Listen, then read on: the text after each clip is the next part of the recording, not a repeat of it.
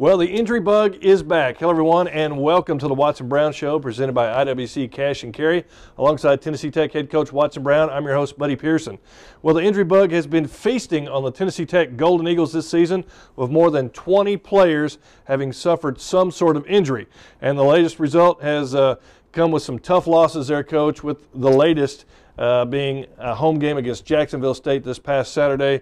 Coach, your team is beat up. They're banged up. They're giving a great effort, but it just wasn't enough against a tough Gamecock squad. No, buddy, it's just so hard for me to take because I'm not giving them enough. I mean, when you start having the issues we're having, your window to win is smaller, and you have to play better. Yeah. And so a big mistake here, a mistake there will just cost you a game because there's just such a fine line, and we're just making too many mistakes. So the couple of kicking game mistakes that gave up 10 points, the long pass late in the game where we just didn't play a coverage real well that we've got to play better. I've just got to coach these kids better. We know that as coaches, and the one thing I know that's going on this football team right now, the effort is fantastic, and we're tougher than nails. We're lining up. We smacked Jacksonville State. They smacked us back. It was a very, very physical football game, and I was very proud of that.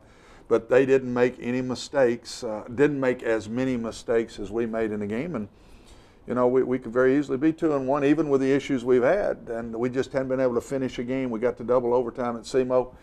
We had the lead at both of these two games at the half and just couldn't hold on. We had a 12-point lead late third quarter and ended up getting beat by 9. So, I mean, we're just making too many mistakes, and I've got to find a way to get that corrected here in the open day. And after being on the road for 3 weeks, you come home, suffered a lopsided loss at Murray State, and it would have been easy for this team to lay down. But, boy, I'm telling you, like you said, you came out and you took it straight to Jacksonville State. No, we played very hard, and I just don't believe that'll happen even the rest of the year with some of the issues we're dealing with. I think the kids are going to play hard, and when they're playing hard, you want as a coach to give them more. Yeah. And that's just what I've got to find a way to do, and I've got to do a better job to do that, and hopefully we can get some things corrected in this open date. We're going to have to be very careful with our open date. I don't think there can be a lot of physical stuff at all, and we just need some healing time, but yet get on that field and get reps and get some practice time in without having a game plan problem. Yeah. You just go out and you just do your stuff better, and but we're going to have to do it with a non-physical nature because we just can't. I don't think this team can handle going up there and hitting each other right now, buddy. So important week. I've got to be smart in how I handle the week and keep their heads up. We've got to regroup. We've got to refocus. We've got to renew goals. Conference championships is history for us, and now we can look to try to find a way to have a winning season. Try to find a way to win the York Trophy. There's still things out there for us to focus on. Right. And that's we've got to rechange our goals, and our seniors have got to do a good job of getting involved with this. Yeah, still plenty to play for. Well, the Golden Eagles jumped out to an early lead against Jacksonville State and took control of the game early as we check out the first half highlights presented by TTUsports.com. Coach, I know you were so happy to finally be home. You were on the road against Oregon, SEMO, Murray State. The team comes out and you're sporting the helmets to recognize the 1972 team. A nice gesture there. Yeah, the whole uniform. They wore purple jerseys, white pants, and gold helmets with the wings, and so we wore exactly what the 72 team used to wear when they played home games, and very proud of those guys, and wish we could have represented them better with a win to go with it, but it just wasn't meant to be. Golden Eagles jump out to a 7-0 lead on a Trey Lamb 1-yard touchdown run. Then they go up 14-0. Caleb Mitchell with the pick six. What a great play by Caleb Mitchell. Oh, beautiful play by Caleb. He played it so well, and it was we had worked on this all week on how to play this certain pattern that they ran, and I thought he just did a fantastic job, and yet we lose Caleb Mitchell for the year. He's another one that's gone. They're going to operate on him this week, and he's gone. So it was nice for Caleb to play his last college game in his history and have an interception for a touchdown. That was great. Key play here, the punt bounces off a Tennessee Tech Golden Eagle, and Jacksonville State recovers. Exactly what I'm talking about, buddy. That's me. We've got to coach that better. You have a word, you yell, and your kick returner is back there waving his arms and telling everybody to get away from the ball, and one of our guys don't get away from the ball, and it bounces right into his back, and it gives up 7 points. We gave up 14 points set up for 14 points in our kicking game with one kickoff return. We cover kickoffs well all night long, and then one we don't. And then this one punt where we let the ball hit us. Yeah, Jacksonville State kicked a field goal, scored a touchdown. Golden Eagles driving late in the second quarter. Trey Lamb is intercepted, but the Golden Eagles still go into the locker room at halftime ahead 14-13. So, Coach, you still had the lead. You had a very good first quarter. Second quarter, things were starting to get away a little bit, but you still had the lead at halftime. Well, we did, but we were in a little trouble because we hadn't had the ball. Yeah. And they had nearly 50 plays. We had 26 at the half. That's not our style, buddy. They had won the pace because people are trying to slow our pace down by keeping the football. Right. And it worked the other night. And so I was concerned at the half, even though we had the lead, because our defense had played so many snaps. The defense came out and played much better in that first half. You know, after giving up 70 points to Murray, they came back, and you could tell the defense was really ready to play. They were ready to play. They were into what they were doing. Much tougher, much more physical in the football game than we were at Murray. And yet they were still moving the ball. So that was my concern at the half. We were really struggling. They weren't getting big runs, but they were 4 and 5 and 6 yarding us to death. And we're going to have to deal with that in the open week a little bit because we now play Eastern Kentucky, who does the same thing. Right. TSU the next week, who does the same thing. And last year we could play a little more base and hang with that. I'm not sure we're as big and physical inside as we were a year ago with Travis Atkins gone and 4-year starter. And so we're going to have to look at that a little bit, I think, as we get ready to play these next 2 games. Well, the Golden Eagles built a 12-point advantage before JSU came storming back as we check out the second half highlights between Tennessee Tech and Jacksonville State, brought to you by Miller Lite. The Golden Eagles come out of the locker room ahead 14-13. Early in the third quarter, the Golden Eagles extend that lead. Doug Page, a 1-yard touchdown run. Coach, nice goal line offense. Nice to get short yardage offense going again, buddy. That was real nice. And we came out in the second half hot on offense. We scored 2 straight times with the ball and take a 28-16 lead in the third quarter, late third quarter. So we dominated the third quarter of play, especially offensively. And I felt good because I felt like we hadn't had the ball. And if we got it some, maybe we could get going on offense, and we did in the third quarter. This is a nice play after the kickoff return. This is where the long kickoff return. We were up 28-16 at this point, and they scored in 1 play. So we lost that 12-point lead immediately, and I thought that was a big piece in the game. Here's the big play, and we just don't play this well. And they come from the 1-yard line, go 99 yards, make 1 first down running the ball, and then lay a ball up deep and took the lead. And Rick Rogers was injured on the series prior to this and sprained an ankle. Never got back in the game, and then after Rick left, we just struggled making a first down in the next 2 series. I think we had 2 more series after this play in the game. The rain started coming at this point. It's amazing. It starts raining right when it rains, it pours, doesn't it, Coach? Yeah, it is. And give Jacksonville State credit. They hung in there. We had the lead for 3 quarters, and they got us in the fourth quarter and put the game away. Washawn Ely there with a 1-yard touchdown run to cap the scoring for Jacksonville State. Marcus Ivory takes a knee, and the Gamecocks going to win it 37-28 against the Golden Eagles. Marcus Ivory, 268 yards passing. Cody Blanchard, the 2 of those quarterbacks, very interesting. I didn't expect to see Cody Blanchard come back in after he threw the pick 6, but they continued to work them both in the ballgame. They believe in Cody. They've done this every week. We were prepared for that, and when they put Cody in the game, they're going to use his athleticism more. And when they've got Marcus Ivory, they're going to let him hand it off and throw it. And knowing that and stopping it's 2 different things. It's a nice little mix of 2 guys, and makes you work harder during the week to have to stop both of them in what they do because it's more option oriented with Blanchard.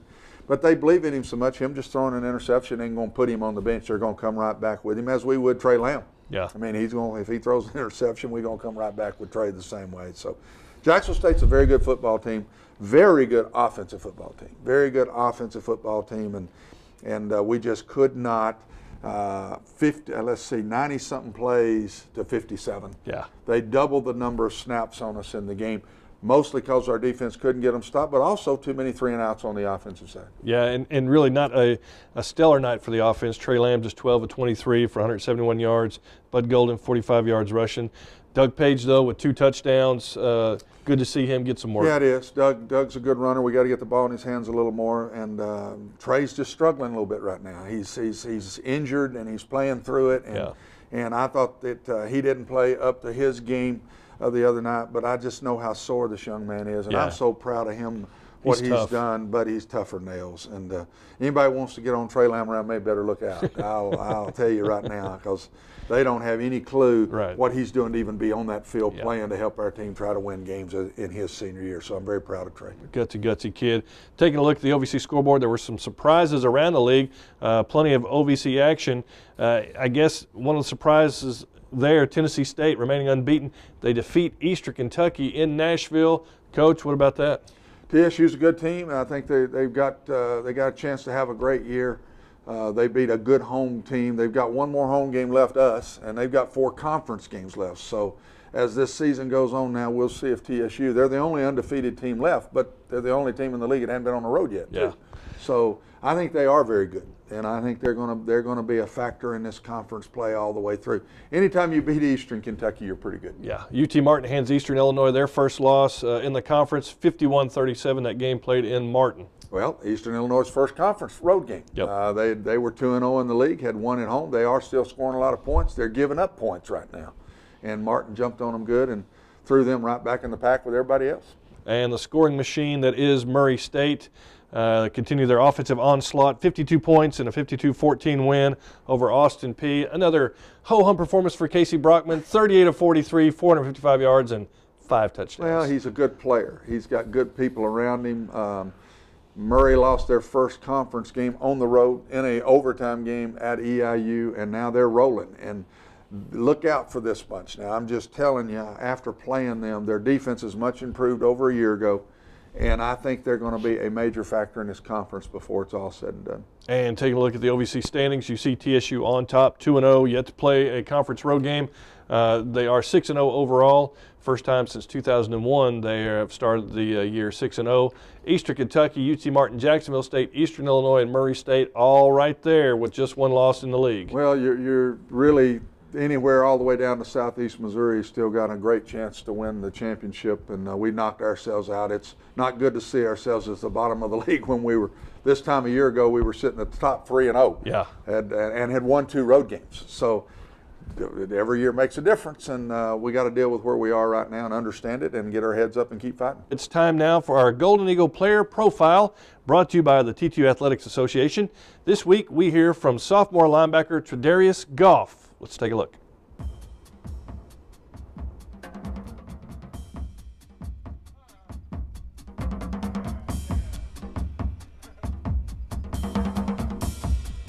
My name's Tredarius Goff. I'm from Columbia, Tennessee. I play linebacker and I'm number 30.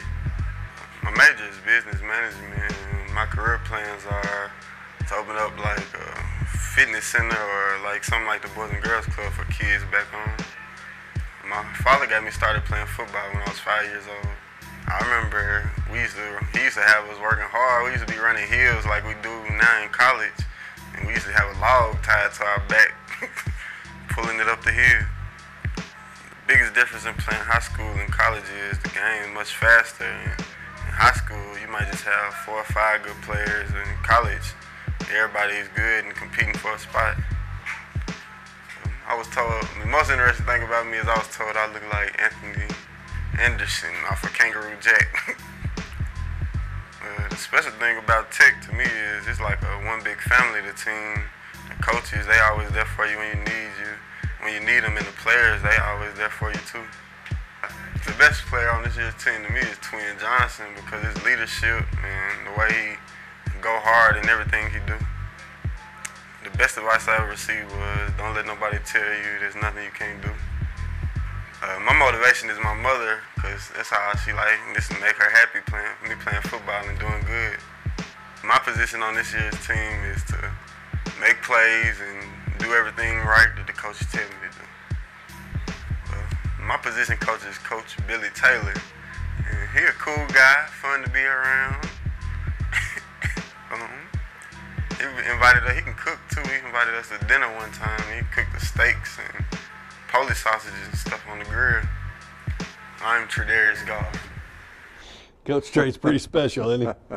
The only man that's ever been the MVP on offense and defense in a state championship game. Yeah, and that was played right there at Tucker Stadium. Right at Tucker Stadium. Columbia won the 5A championship there 2 years ago. He's done a ago. lot of good things for us. I still think Tredaris is going to be an all-OVC player here before he leaves, and had the big block at Eastern Kentucky that won the championship a year ago as a freshman for us, and true freshman. And then this year had the big block at Oregon to knock a field goal down. And he's getting better and better each week as a linebacker. He's not there yet, but he's getting better each week. And I just believe before Trey leaves here, he's going to be an all-OVC.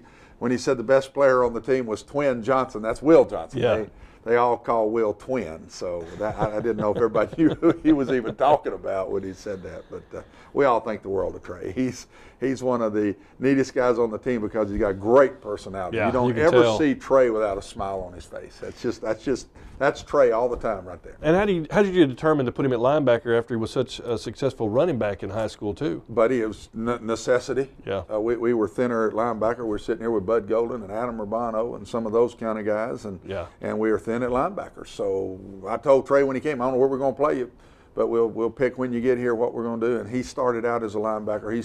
He still wants to be my short yardage back. Maybe someday we'll put him in those goal line sets and give him the ball and let him score a touchdown where he can feel like he's back in high school again. Yeah, that'll be good. But he's an outstanding linebacker and going to get even better as time goes on.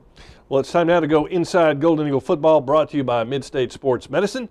This week we check in with those who keep stats and generate publicity for the football program. They are the sports information staff. Check it out.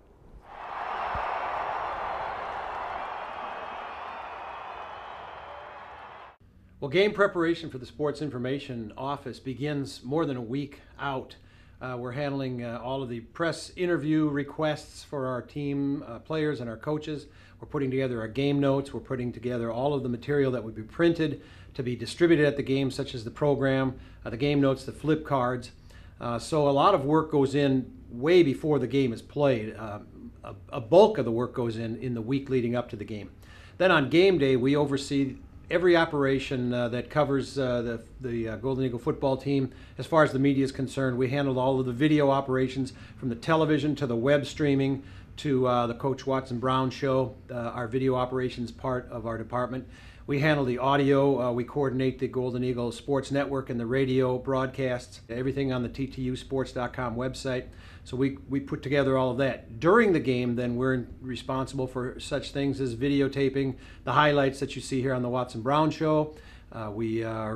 Part of our staff is on the Golden Eagle Sports Network broadcast from the sidelines. We handle all the social media, the Facebook and the tweets that go out on Twitter. We're in the press box, entertaining, hosting, whatever you will, the media, the visiting media and the home media, the radio stations, the writers. And so we've got a broad spectrum of responsibilities for sports information. There is a lot of printed material covering Tennessee Tech athletics that we maintain, we produce from the media guides, their online media guides. We've got a brand new online magazine called Unlimited, the official online magazine of Tech Athletics. And so there's a lot of things that go into covering all of Tennessee Tech athletics from the sports information aspect. Well, in addition to the football season, while it's going on, we're also taking care of all of the other fall sports, cross country, volleyball, soccer. We're preparing for the start of the basketball season, and then looking down the road, the start of the baseball, softball. We're taking care of golf and tennis. So we all 14 sports, we're busy with all of them. So it's football is a busy time for us, but we're taking care of all of the sports at Tennessee Tech. Coach, having worked in the sports information office here at Tennessee Tech, I know those folks stay busy. Yeah, they do a lot. You know that. It's not just a stat thing. And today's SIDs, it's totally different. Yeah. Because of all the video and the things that they get involved in. But you got to have your stats. Yeah. Yeah, my poor man Rob, he gets wore out about Tuesday. Where are the stats? Where are the OVC stats? Where are he knows when the phone rings what I'm wanting, but they all do a great job. All those guys, and Rob doesn't get a lot of help, as you know. It's all young guys, and he has to train all of them to do what they do, and so we're much understaffed here compared to other places, and they do a great job. Yeah. Well, Tennessee Tech student athletes love visiting local schools and interacting with the kids. The Tech baseball team ventured to Prescott Middle School recently and had a big time as we check out TTU athletics in the community, brought to you by Pepsi.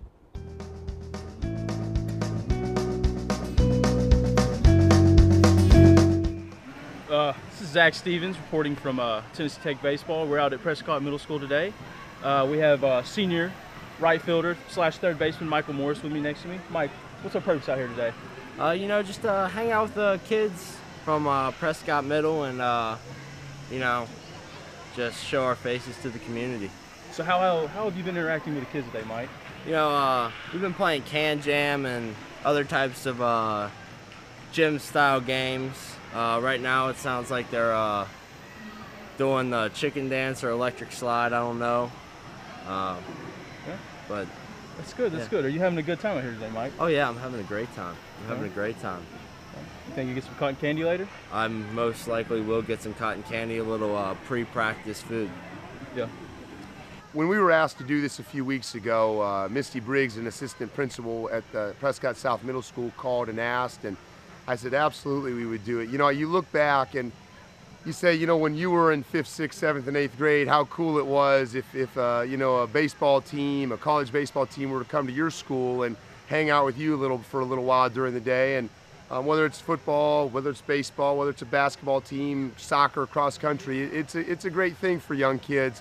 I can remember when I was that age and I'd have been like, wow, this is awesome. So I think that's one of the great things about being able to come out to something like this. It's just, let our guys remember a little bit what it was like when they were this age, and also I think it's exciting for the kids at this school. And Coach, tell us how it helps your players as far as team building and bonding and things of that nature.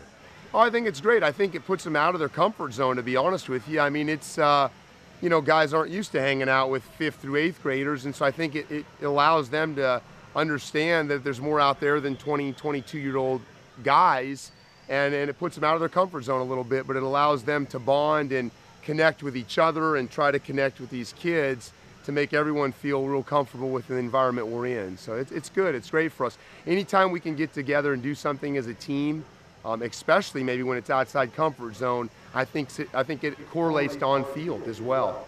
Coach, I don't know who was having a better time, the baseball team or the kids at Prescott.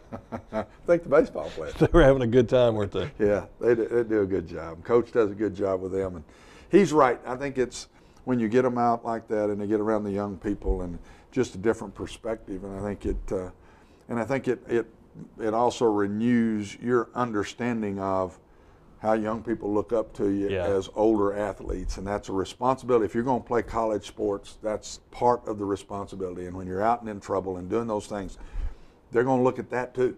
Yeah. And so it's important to represent your school and take care of yourself in the right way. It is, and young people more than anybody else, I think, are looking at that. I think Tennessee Tech student athletes do a good job of representing their school. I do too. You don't knock on wood, because the minute you say that, something happens, but at the same time, overall, at Tennessee Tech, I think all of our sports do a good job of bringing good people here, and they do their best to act the way. Kids are going to make mistakes. They're going to make some. There's no doubt about it. And when they do, buddy, you got to correct them and discipline them. Yeah.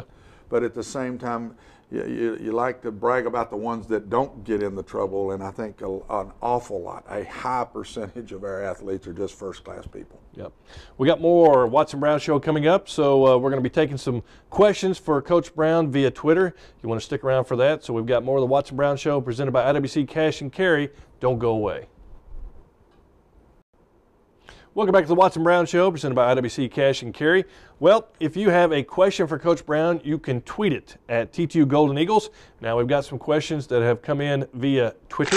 Coach, I know you love to tweet and you love to answer Twitter questions. Let's get right into it. How serious is the Rick Rogers injury? We do not know at the time of the airing of this or taping of this, and they're going to do an MRI, and we'll know more, I think, by Tuesday before practice. I doubt that he will practice any this week, and we hope he'll be ready to play against Eastern Kentucky. Boy, it was just a big void on offense when he came out of the lineup. Well, it just opened up. The coach, the defensive coach at Jackson State did a smart thing. We had. It wasn't Rick that was just out. All the guys playing in the fourth quarter were reserves, and a lot of them were true freshmen. And they just crowded us, manded us up, and just didn't let us do much, and we couldn't get loose and make any plays. And when DeRick's out there, it's a little harder to do that because we can hunt him up and throw it to him. And it's a little harder when he leaves us. So, yes, it did hurt us in the fourth quarter. Coach, there is a bye week this week. What are you going to focus on during the open date? Number one, health. I got to be careful and not physically hurt anymore. Number 2, fundamentals. We do not want to look at Eastern Kentucky, EIU, TSU. We're just going to talk about ourselves and try to get better. And we will practice Tuesday, Wednesday, and Thursday, give them a nice long weekend off, get an extra day for Eastern Kentucky next week. You talk about fundamentals, probably one of the fundamental kickers that you have, Chad Zincini. Boy, he's doing a terrific job. Boy, he is. He's, we had the all-OVC punter last year, Nick Campbell, 4-year starter, and we were worried about the void, and Chad has just been fantastic. I think he leads our conference in punting right now and punt per average, and we just want him to learn to get it a little higher sometimes. He's hitting it really deep, and if he'll just add a little more height with it, he's going to be special. Austin Talent was able to come back. You know, how big was it to have him back? I mean, obviously in the stat sheet you saw, I think he had like 17 tackles. I mean, he had a monster game. That's Austin. We were going to move Austin back to free safety earlier in the year, and he got hurt. And so we knew Austin would be our free safety in these physical games because he's our best tackler inside. And playing Taylor, Patrick Pruitt, and those guys against the spread teams more is good because they can handle that. But the best tackler we got probably on our whole football team coming from the secondary is Austin Talent. He played on a tough sprain on his ankle, and another one that probably didn't need to play, but we needed him, and my gracious, he has 17 tackles in the game. Coach, are Adam Urbano and Bud Golden back to 100% now? I don't think so. Bud I think he is. Adam, I think, is still a little bit, we're still a little worried about him not being 100% yet, and I think it's showing a little bit with Adam, and he's not playing as much, I think, because of that. Maybe this open date will get Adam completely back from the things that Adam's been dealing with. Coach, you're going to be back home for a little while. You've got the open date, then you host Eastern Kentucky. You go on the road after that to TSU, but your 2 road trips to Nashville and Clarksville, so the majority of the big travel is over with, and you've got 3 home games. We've got 3 out of 5 left at home, and then the 2 road trips are an hour and a half down the road, and so they're easy road trips. So the schedule's laid nice for us. The problem, buddy, is who we're playing. There's some good teams left in the road. I mean, we're sitting here playing Eastern Kentucky, who beat Jacksonville State. We go to TSU, then next who beat Eastern Kentucky. And then we come home to EIU, which nobody's slowing down right now. Now, They have had a loss, but at the same time, boy, are they putting up points. So we've got a tough road to hoe, and hopefully we can get some of these guys back. We know the 6 or 7 that are gone for the year. That's well documented. The rest of them, if we can just get them back and then kind of stay healthy, maybe we can be a factor in this race and still have a shot to win this York Trophy before it's all said and done. And like you said, there's still a lot to play for. You still have a winning season. You still win the York Trophy. We still have a lot to play for. We're halfway through the year. Halftime of Jacksonville State was half of the season. It feels like it's been a long year with all we've dealt with. But there's still a half a season to go, and we've got to get our heads up and see what we can do in the second half. We were 3-0 last year at this point, went 3-2 down the stretch, won the league. Maybe we're 0-3 now, and we can turn around and win more than we did last year as we head down in the second half of the season. Certainly got the capability to do that. Well, that's going to do it for this week. We will be back next week and have a lot more insight on Tennessee Tech football. For Tennessee Tech head coach Watson Brown, I'm Buddy Pearson. We'll see you next week on the Watson Brown Show.